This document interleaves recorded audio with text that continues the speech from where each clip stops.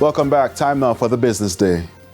New data from STATIN show that between January and April, the country spent about $2.48 billion on imports, but earned only $614 million from exports. Imports were up slightly, about 0.3%, with more money spent on raw materials and consumer goods. But exports slipped by almost 6%. This was due mainly from a 31% drop in mineral fuel exports. The US, China, Nigeria, Brazil, and Japan were our main import partners, with higher spending on machinery, transport equipment, and food. Meanwhile, exports to countries like US, Russia, Canada, and the Netherlands dipped, mostly because of falling fuel earnings. The Finance Minister, Favour Williams, says she's comfortable with the management of the foreign exchange market.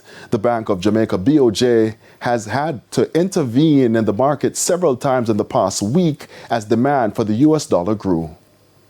There's a focus on the figure, but you should also look at the rate at which it moves. And under a Jamaica Labour Party government, it has moved slower than under the PNP, and the numbers are out there for you to take a look at. We operate a foreign exchange market that is open.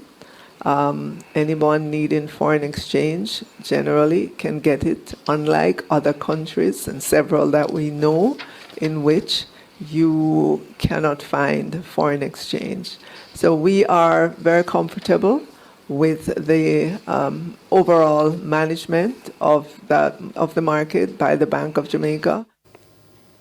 All categories of fuel will see increases effective tomorrow.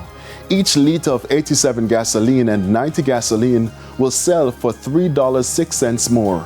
Automotive diesel will see an increase of $2.84, while ultra-low sulfur diesel will rise by $2.77. Kerosene will cost $2.75 more. The cost of propane will be increased by 25 cents, while butane will gain 79 cents. Each gas station will make these adjustments to their prices, which include a markup on the ex-refinery rate offered by Petrojam. The JSE index advanced by 432 points, while the junior market index advanced by 20 points. The winners included Consolidated Bakeries, MPC Caribbean Clean Energy US dollar shares, Mayberry Jamaican Equities, and MFS Capital Partners, as well as Sagicor Select Funds, Manufacturing and Distribution. The losers include Sagicor Real Estate X Fund, Spurtree Spices Jamaica, R.A. Williams Distributors, Jamaica Producers Group, and One Great Studio Company. 23 stocks traded firm. And foreign exchange trading ended with banks and cambios selling the US dollar for an average $161.07. The Canadian dollar is being sold for $117.41, while the pound is going for $217.54, and the euro is selling for an average $191.71. And that's the business day. News from overseas after the break.